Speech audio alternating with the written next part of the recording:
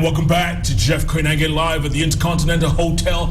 You know, when PLO shows up and combined with the man from Emanuelia, Barrack Muluka, it's an explosive Wednesday, especially when we discuss the state of the nation. And indeed, we're taking no prisoners. We're calling it just like we see it. Our Twitter handles, at Barrack M. PLO is still an analog, but we'll get him a Twitter handle at some point. At Koinange Jeff, the hashtag is JKL. Barrack, before the break, we're talking about corruption. And then Ababu leaks steps up with his recordings. You see, the thing about this country, and which PLO could attest to, is that 8 out of 10 people in this country are corrupt. A survey which was done some time back by the first anti-corruption authority established that 6 out of 10 people who report to work in this country report with the express intention of stealing. 6 out of 10? 6 out of 10. Another 2 out of 10, not part of the 6, report not intending to steal. But if they get the opportunity, they will steal. So 8 out of 10 people in this country are thieves or are potentially thieves.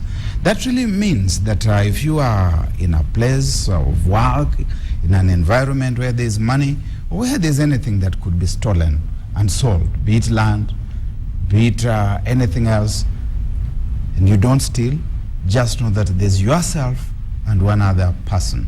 So before the people of this country can even start pointing fingers, we perhaps could even talk to them the way the good Lord said, let he who is cleanest among you cast the first stone.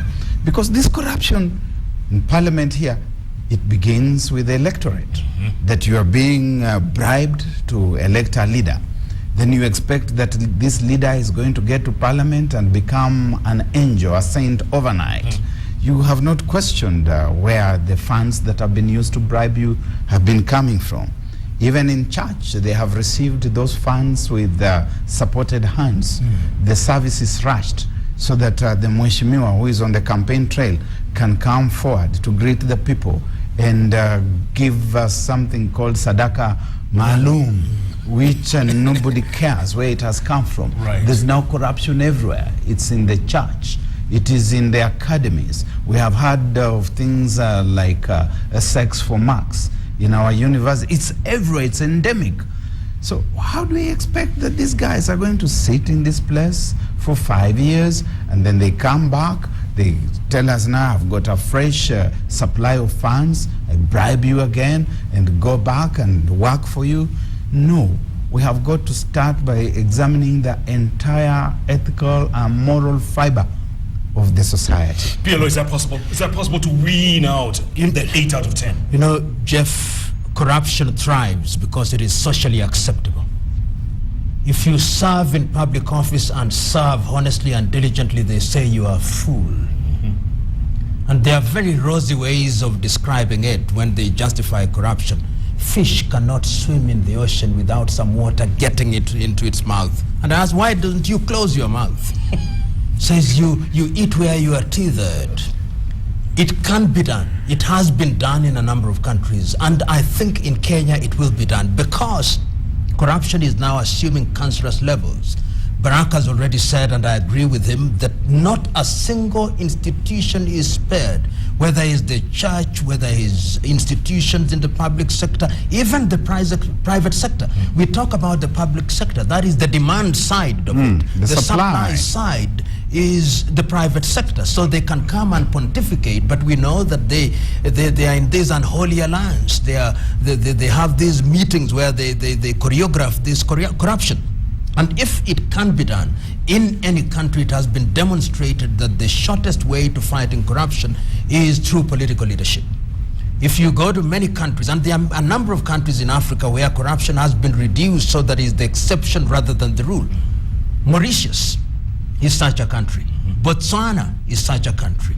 Namibia is such a country. To a certain extent, we also have Rwanda is such a country. So a conscious decision must be made. And I hope that President Kenyatta has made such a conscious decision by the issuance of his Executive Order number 6, that going forward, he is telling the people of Kenya the line is drawn in the sand, and that there is no friend or foe in this matter. What is important is the interest of the nation. So that when I hear, for example, my good friend Justin Muturi in Parliament saying that the tragedy is that there is corruption in Parliament, I would want to see more being done. In many countries, the mere fact that an allegation has been made is good enough for one to resign. And before I pass over the baton, I love giving this example that Ali Hassan Mwinyi, who later became the president of Tanzania, resigned on the ground only that there had been a prison break in Tanzania. It did not stop him from becoming the president of Tanzania. In the last 2 months in Tanzania, to their credit, 2 cabinet ministers have resigned, the attorney general has resigned. In Kenya, when you are mentioned in corruption, you come out and give newspaper interviews and will elect you to high office. Yeah. So the Kenyans must make a determination. And I hope that it will happen, because as Nyerere used to say in Kiswahili, ufisadi itatutafuna. And by the time it is done with us, we'll not be able to recognize each other. It's a tragedy of gigantic proportions, and it's good that our cup of iniquity is now beginning to overflow. Perhaps it needed that to happen for us to think. Good point, PLO. Barrack, will anything come out of Ababu leaks, in your opinion? Will anything come out, or is it just business as usual in the House? I think that the problem with Parliament today and what's happening there is not that anything happened. The problem is that it overflowed and it came into the public domain. Because we've been hearing about these things for years. This is not the first time. We heard about it in the 10th Parliament, in the 9th Parliament. It's been there. And I agree with the PLO here about the complicity of the private sector. That today the private sector is hard saying things to the effect that under Moi we had the executive to deal with. Under Kibaki we had the executive and the judicature to deal with. And under Uhuru we now have got the executive, the judicature and the legislature to deal with. In other words, that they have got a certain level of tolerance. They wouldn't mind if they were dealing just with the executive, the private sector. So we are complicit, we are part of it. Now when you go back to Parliament to answer your question more frontally, the issue is that they are embarrassed that it has come out. I know that the Speaker has put in place the team that deals with powers and privileges to investigate. I think they are going to do a fairly perfunctory piece of work. Eventually, after they have censored each other internally, they will come out and they will tell us that we have investigated this thing and we have seen that there was just a bit of misunderstanding on either side. It should not surprise me at all for them to say that we didn't find anything serious on the part of anybody. In fact, Jeff, perfunctory is the word, and I want you to play this clip 2 years down the line. This is what will be found by the Parliamentary Investigatory Committee. We have investigated this problem. No witnesses were forthcoming. After a carefully considered examination of the extant evidence, we find that the allegations of corruption were mere rumors and half-truths which cannot hold water. And then life will go on. And life will go on. And we caution people to be careful what they say, what allegations that they make. Yes. Because they are besmirching people's reputations, and particularly the reputation of Parliament. Okay? That's what they're going to say. You know, this is a joke, you know. It's a joke. You know, we are saying it, Jeff, almost sometimes in jest, but yet it is tragic. It is tragic because lives are being lost. When we talk about the billions, nobody is actually questioning that the billions were irregularly or improperly withdrawn. What we are merely, and the tragedy of corruption is always this: when both sides are satisfied, nobody complains because everybody is in perfect unison. But the tragedy is that some child is dying somewhere in Kenya, some woman is dying, and something is suffering, and this country is punching below her economic weight because individuals have enriched themselves, and those individuals, as day follows night, are going to contest the next election with the right color, and they are going to be elected as governors and senators, and they are going to be the ones who control this country. Woe betide this country. Indeed, and PLO, Barrack, both of you are big fans of, I know, this man called William Shakespeare. Is this Shakespearean, what we're looking at, the tragedy of what's going on here? Is it Shakespearean? It is worse than Shakespearean. This is a Greek tragedy. It's a classical Greek tragedy. It's tragedy in which we have found ourselves in a corner, in a very tight corner, and you remember the expression Deus ex machina. That we seem to be completely incapable of extricating ourselves from this predicament which we have nicely woven ourselves into.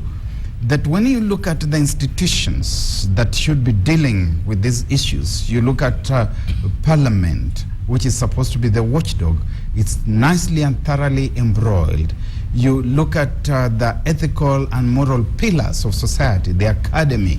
You look at the shrine, it's properly engrossed in the whole thing. So we get to a point where you look at the citizen himself or herself, and you'd expect that there would be some outrage. He correctly observes that while we are talking about this corruption, and it's at least two levels. The level of those who are being said to have eaten, the people who are fighting over 60 million that you are given and you did not bring. The people who are saying that you are given 5 million and you did not bring. That means that if the 5 million had arrived, if it was there, that if the 60 million had arrived, then there would be rapprochement among the thieves, that there's honor among the thieves. Now, when a society begins rotting to that extent, and we know that rot cannot sustain anything, rot cannot even sustain itself, then the solution is that you must have a god out of a machine to come and rescue. And when the god of rescue arrives out of a machine, woe betide that society. But Jeff, my good friend Barrack, I don't know whether it's deliberate or otherwise, chose not to advert to the Ababu leaks, and he will shortly. My view is that Ababu did a good thing. He has wittingly or unwittingly allowed us to peer into the activities of this clash, so that you hear, I've listened to it very keenly, and one of the individuals now says that it was made in River Road. Yes. Nice. This is tragic. This is his response. Yeah, this is his response. But you see, he says it matter-of-factly, that we received it, and I divided, and he names individuals. In other countries, those individuals would have been arrested. In other countries, that is what would have happened. But the tragedy is, as Barrack has already said, nothing will happen. In fact, the headlines are beginning to change. The headlines are beginning to focus. The issues are now beginning to be tucked into page number 3 and page number 4. And in 2 weeks' time, just like Chicken Gate has preceded, it will disappear. And this is tragic. It is tragic because what he's saying is that this country has now condoned kleptomania. So one may say that Ababu has breached the confidence of his political associate, but I want to take him to his word that he has chosen to wear the armor of truth and that he is prepared to fight forward. I'm not saying that he's without blemish, because I haven't, of course, he's saying that that the others ate. That is what his recording is saying. And that an investigation is going on, but that investigation is going to not going to reveal much. What I would want if I was investigating, and this is one thing that I said early on, whenever you start an investigation against any individual, you engage in a lifestyle audit. Let him bring us his income tax returns during the period in question. Let him bring us his assets, including the properties registered in the names of their spouses, in their maiden names, and their children, and companies registered in the names of their drivers and maids unwittingly. as against their known income and as against what they are alleged to have taken, 90% of Kenyans in public office would forfeit what would increase our GDP by 20%. Overnight. Overnight. There's a very critical point here, something that we have lost. I want to agree with the PLO. That while we are talking about MPs, that they have eaten this, they have eaten that, we have lost sight of what was contained in the 3 reports that were tabled in Parliament and were adopted on the 4th, I believe it was, of this month. 14th perhaps. Mm-hmm. Yeah. Never mind the date. There's the Hustler jet.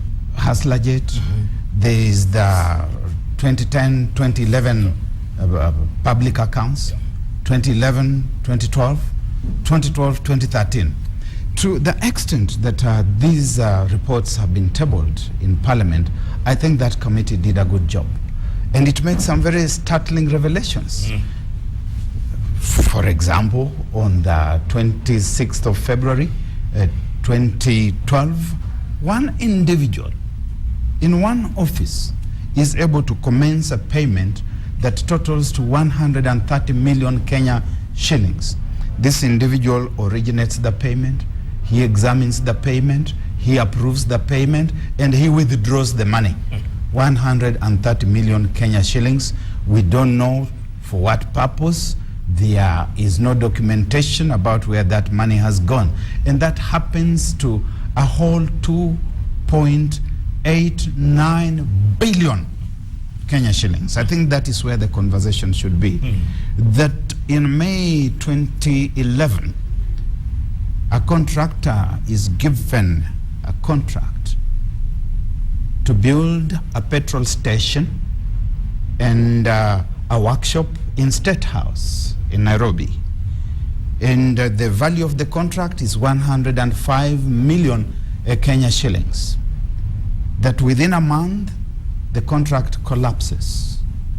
By 2013 November, according to the report which has been tabled in Parliament, this person has been paid 88.8 million Kenya shillings for work which never got started.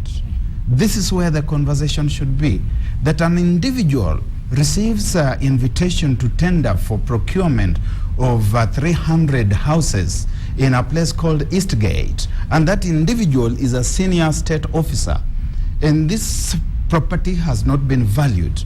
It is valued only after this individual has been paid 1.5 billion Kenya shillings.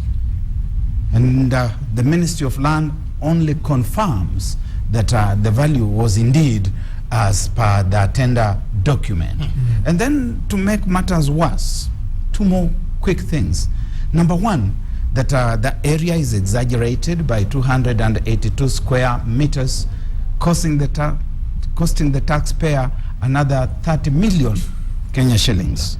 And the individuals behind these things, one of them in the office of the president, whose name is in the public domain, has recently been transferred from that office to the Ministry of Lands, of Industrialization, and he has refused to move. He has refused to go.